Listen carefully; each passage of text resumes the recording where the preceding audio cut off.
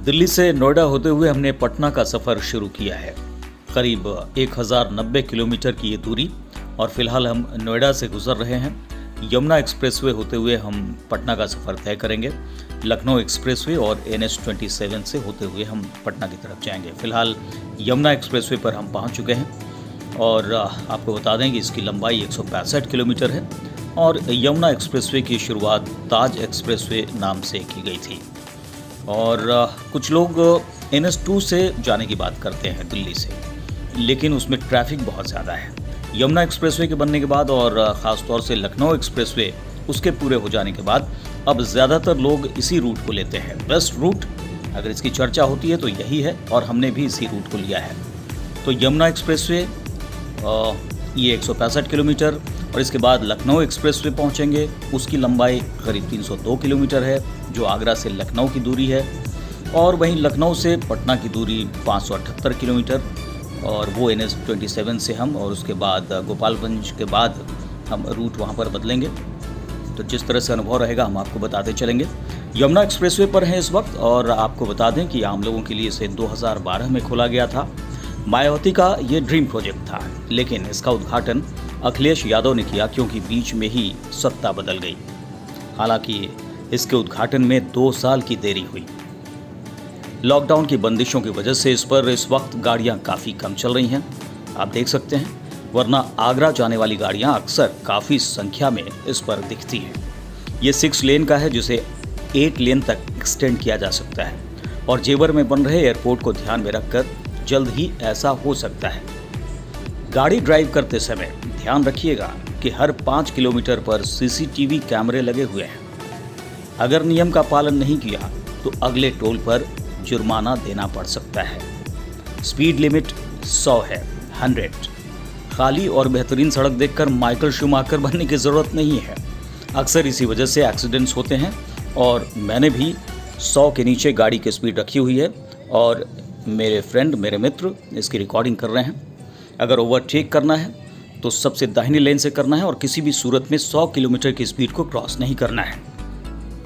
सफ़र काफ़ी सुहाना है, मौसम भी खुशनुमा बना हुआ है, ड्राइविंग का मज़ा भी आ रहा है। और ये देखिए टोल भी हम पहुंच चुके हैं। पहला टोल के लिए NH2 का इस्तेमाल करना पसंद करते हैं, लेकिन उस पर ऐसा सुकून और इत्मीनान नहीं मिलता है। आपको बता दें यमुना एक्सप्रेसवे के कुल 13 सर्विस रोड्स भी हैं, जिनकी कुल लंबाई करीब 168 किलोमीटर है। लोकल कम्यूटर्स इनके ज़रिए ही एक्सप्रेसवे पर पहुंचते हैं। तो लगातार हम आगे बढ़ रहे हैं और ज़बरदस्त मौसम, सड़क भी बिल्कुल खाली और हम 100 के आसपास की स्पीड बनाए हुए हैं। और आप देख सकते हैं कि अब यहाँ से ये यमुना एक्सप्रेसवे ख़त्म होता हुआ और अब जो है वो लखनऊ एक्सप्रेसवे की तरफ बढ़ते हुए। और हाँ, आपको याद दिला दे, ये ज़रूर शेयर करूँगा आपसे, काफ़ी इंटरेस्टिंग, कि 2015 में मथुरा के पास राया विलेज के नज़दीक मिराज 2000 फाइटर जेट की सफलतापूर्वक लैंडिंग की गई थी। ये उस ट्रायल का हिस्सा था जिसमें यह टेस्ट किया जा रहा था कि इमरजेंसी में फाइटर प्लेन्स की हाईवेज पर लैंडिंग हो सकती है या नहीं। अभी चाइना से तनाव बना हुआ है और पाकिस्तान से तो हमेशा ही तनाव बना रहता है। ऐसे में हाईवेज पर फाइटर प्लेन्स की लैंडिंग काफ़ी महत्वपूर्ण हो सकती है। और लीजिए, बात बात में हम आगरा पहुंच गए हैं उस अप्रोच रोड की तरफ और लखनऊ एक्सप्रेसवे उसका सफ़र भी अब बस थोड़ी देर में शुरू होने ही वाला है। अब यहाँ से कर्व लेते हुए ये वो जगह है जहाँ से आप इलाहाबाद के लिए NH2 भी पकड़ सकते हैं, यानी दिल्ली से NH2 जो होते हुए मथुरा रोड होते हुए यहाँ पहुँचता है, इसको आप यमुना एक्सप्रेसवे से भी उसे पकड़ सकते हैं। लेकिन फ़िलहाल जो बेस्ट रूट है वो यमुना एक्सप्रेसवे से ही आगे बढ़ते हुए और आप लखनऊ एक्सप्रेसवे की तरफ बढ़ें। और ये यहाँ पर साइन बोर्ड और आप देख सकते हैं यहाँ पर कि NH2 उसके लिए बाएं जाना है, लखनऊ के लिए सीधे, ताजमहल भी सीधे और ग्वालियर भी सीधे आगे बढ़ जाना है। और अब लखनऊ एक्सप्रेसवे की तरफ बढ़ रहे हैं। हालांकि ये इनर रिंग रोड है आगरा का, यानी ताजमहल पहुंचने के लिए इसे खासतौर पर बनाया गया। लखनऊ एक्सप्रेसवे के लिए भी ये अप्रोच रोड कह सकते हैं। और एक और साइन बोर्ड जो कि ये बताता है ये इनर रिंग रोड है, यानी कुछ किलोमीटर्स आप इस सड़क पर चलेंगे तो ये इनर रिंग रोड पर आप बढ़ते हुए दिखाई पड़ेंगे। और इसके लिए टोल चार्जेस अलग हैं। जी हाँ, ये जो एक डिस्टेंस है वो अलग से इसका टोल चार्ज देना होगा। आगरा, ग्वालियर और जयपुर के लिए इसी रास्ते से आगे बढ़ना है, ये साइन बोर्ड ये बताता हुआ। और ये जगह जगह साइन बोर्ड्स हैं, इससे परेशानी नहीं होती है, ये अच्छी बात है। और आप देख सकते हैं ये व्यू कितना शानदार, और साथ ही साथ यहाँ पर बीच में आप देखिए किस तरीके से खूबसूरती से यहाँ पर फूलों की क्यारियाँ लगाई गई हैं, और ये खूबसूरती में इजाफा करता हुआ और शानदार तरीके से सभी गाड़ियाँ आगे बढ़ती हुई बिल्कुल मस्ती के अंदाज में, क्योंकि ट्रैफिक बहुत कम है यहाँ, बंदिशें भी हैं लॉकडाउन की वजह से, इसकी वजह से भी गाड़ियाँ काफ़ी कम यहाँ पर चलती हुई दिखाई पड़ रही हैं। खुशनुमा मौसम में ऐसी सड़कों पर ड्राइव करने का मज़ा ही अलग होता है। आपको बता दें कि इस वक्त आगरा के इनर रिंग रोड पर हम सफ़र कर रहे हैं, आगे बढ़ रहे हैं लखनऊ एक्सप्रेसवे की तरह।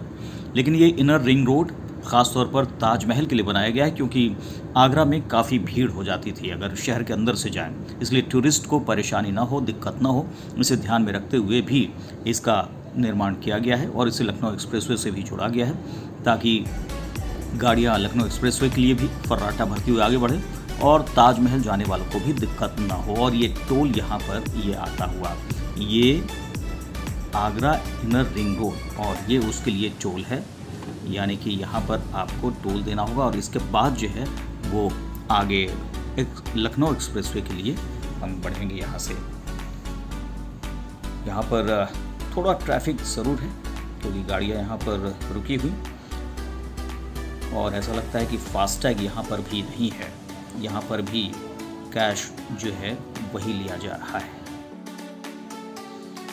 यहाँ हमें 35 रुपये देने पड़े और फिर हम लखनऊ एक्सप्रेसवे की तरफ बढ़ गए, और आप देख सकते हैं थोड़ी दूरी के बाद लखनऊ एक्सप्रेसवे का टोल भी अब नज़र आने लगा है। देखने वाली बात कि यहाँ पर फास्टैग का इस्तेमाल होता है या नहीं, क्योंकि यमुना एक्सप्रेसवे पर तो अभी भी कैश ही लिया जा रहा है। तो क्या यहाँ पर फास्टैग का इस्तेमाल हो रहा है, क्योंकि ये दोनों एक्सप्रेसवे हैं, यमुना एक्सप्रेसवे और लखनऊ एक्सप्रेसवे, और दोनों ही कहते हैं हम एक्सक्लूसिव हैं, इसलिए NHAI जो वहाँ पर फास्टैग का इस्तेमाल होता है हम उसे नहीं मानते। लेकिन लखनऊ एक्सप्रेसवे पर क्या होता है ये देखने वाली बात। और यहाँ पर फास्टैग का इस्तेमाल हुआ, 585 रुपये वो ऑटोमेटिकली वो कट गए, डिडक्ट हो गए, और हम फिर आगे बढ़ चले अब लखनऊ एक्सप्रेसवे पर। अब ये प्रॉपर लखनऊ एक्सप्रेसवे। कुछ लोग 585 रुपये देने से बचने के लिए NS2 की तरफ चले जाते हैं, यानी कानपुर की तरफ से पटना पहुंचना चाहते हैं। लेकिन मुझे लगता है कि जिस तरह से यहाँ पर ट्रैफिक फ्री है, वर्ल्ड क्लास सड़क है, तमाम सुविधाएं हैं, उसे देखते हुए ये चार्ज रीजनेबल है। 302 किलोमीटर लंबा ये एक्सप्रेसवे है, जिसका उद्घाटन नवंबर 2016 में किया गया था उत्तर प्रदेश के तत्कालीन मुख्यमंत्री अखिलेश यादव के द्वारा, और अप्रैल 2017 से औपचारिक तौर पर गाड़ियों ने इस पर फर्राटा भरना शुरू कर दिया था। 6 लेन की सड़क शानदार है, जैसा कि आप ही देख रहे हैं, इसलिए कई लोग अपनी पावरफुल गाड़ियों की मैक्सिमम स्पीड टेस्ट करने लगते हैं, लेकिन इससे एक्सीडेंट का खतरा होता है और कई दुर्घटनाएं अक्सर यहाँ घटती हैं। इसीलिए 100 किलोमीटर प्रति घंटे की स्पीड लिमिट को क्रॉस नहीं करना चाहिए। आपको बताएं, कुछ जगहों पर सड़क की बनावट ऐसी है, या फिर समय के साथ शायद ऐसा हो गया है कि लगता है कि आपकी गाड़ी के पहियों का बैलेंस बिगड़ गया है, गाड़ी लहरा रही है, इसलिए भी ज़्यादा तेज़ नहीं चलना चाहिए। आप अपनी लेन में रहें, और मुझे लगता है कि अगर आप बीच वाली लेन में रहें, सिर्फ ओवरटेक करना हो तो एक्सट्रीम राइट लेन से, जैसा कि इस वक्त हम कर रहे हैं, इसमें जाएं और फिर से बीच वाली लेन में आ जाएं, ये काफ़ी सेफ रहता है।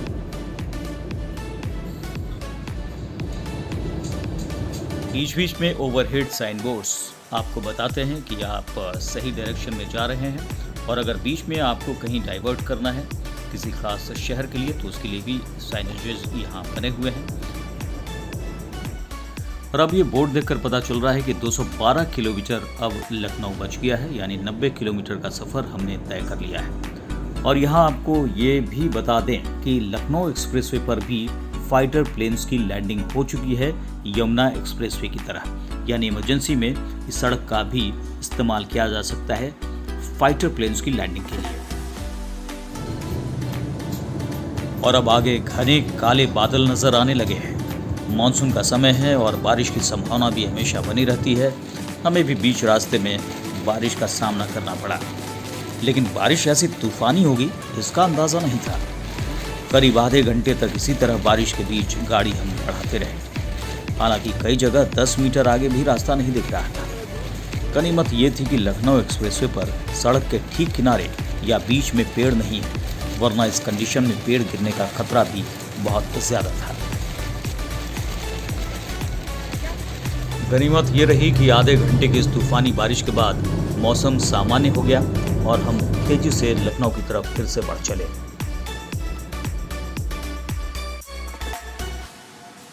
कुछ ही देर बाद हम लखनऊ पहुंच गए, जहां हमने नाइट स्टे किया। थकान दूर करने के लिए मेरे हिसाब से ये जरूरी है, खास तौर पर जब एक ही शख्स ड्राइविंग कर रहा हो। ऐसे में आप तरोताज़ा होकर अगले दिन फिर से सफ़र शुरू कर सकते हैं, जैसा कि हमने भी किया। करीब 6 बजे हमने पटना के लिए सफ़र फिर से शुरू किया NH-27 से होते हुए। आपको बता दें कि NH-27 भारत का दूसरा सबसे लंबा राष्ट्रीय राजमार्ग है, जो पश्चिम में पोरबंदर से सुदूर पूर्व में असम के सिलचर को जोड़ता है। 3507 किलोमीटर इसकी कुल लंबाई है और लखनऊ से पहले कानपुर, झांसी, शिवपुरी, कोटा, चित्तौड़गढ़, उदयपुर जैसे शहर इसी पर पड़ते हैं। लखनऊ से हम बाराबंकी, फैजाबाद, बस्ती, गोरखपुर, कुशीनगर होते हुए गोपालगंज से बिहार में प्रवेश करेंगे। ये सड़क मुजफ्फरपुर होते हुए असम के सिलचर तक जाती है। सड़क का हाल बेहतरीन है और हम यहाँ भी लखनऊ एक्सप्रेसवे और यमुना एक्सप्रेसवे को ज़्यादा मिस नहीं कर रहे। हालांकि ट्रैफिक ज़्यादा है, टोल पर थोड़े जाम जैसे हालात बन जाते हैं। आप देख सकते हैं, ये मैनेजमेंट थोड़ा बेहतर हो सकता है। रास्ते में रिलीफ करने के लिए कुछ अच्छे ढाबे और रेस्टोरेंट्स भी हैं। बस ध्यान रखना होगा कि स्पीड मेंटेन करने के चक्कर में वो निकल ना जाए, क्योंकि ये उतने भी नहीं है जितने हरियाणा, पंजाब की तरफ होते हैं। सब कुछ सामान्य रहे तो आप जल्दी ही बिहार एंटर कर जाते हैं, जैसा कि हमारे साथ हुआ। गोपालगंज में कंस्ट्रक्शन वर्क की वजह से थोड़ी दिक्कत ज़रूर हुई, लेकिन बाकी बेहतर रहा। गोपालगंज से आगे हमने NH-27 छोड़ दिया, क्योंकि हाजीपुर से गांधी सेतु को नहीं पकड़ना था। यहाँ रिपेयरिंग का काम चल रहा है, जिससे भयंकर जाम लगता है, इसलिए दीघा पुल पकड़ना बेहतर होगा और इसके लिए हम सिवान, सारण होते हुए जाएंगे। हालांकि इस बीच गलती से रास्ता भटककर हम गांव के रास्ते में आ गए, लेकिन सिंगल लेन की सड़क पर भी ड्राइविंग करने में मज़ा आ गया। क्या ग्रीनरी है और सड़क भी चकाचक। बिहार में सड़कों पर तो खूब काम हुआ है, इससे इनकार नहीं किया जा सकता। खैर, जल्दी ही हम मुख्य सड़क पर वापस लौट आए और बढ़ने लगे JP सेतु की तरफ, जिसे दीघा पुल के नाम से ज्यादा जाना जाता है। गंगा पर इस पुल की दरकार काफी समय से थी और 2015 में इसका निर्माण कार्य पूरा हुआ। करीब 4.5 किलोमीटर लंबा ये पुल असम में बोगीबिल ब्रिज के बाद भारत का दूसरा सबसे लंबा रेल सह सड़क पुल है। JP सेतु को NH-19 से हाजीपुर, छपरा 4 लेन सड़क से भी जोड़ा जा रहा है। इस लिहाज से JP सेतु काफ़ी अहम है और पटना से आवाजाही के लिए सबसे बेहतर विकल्प के तौर पर उभरा है।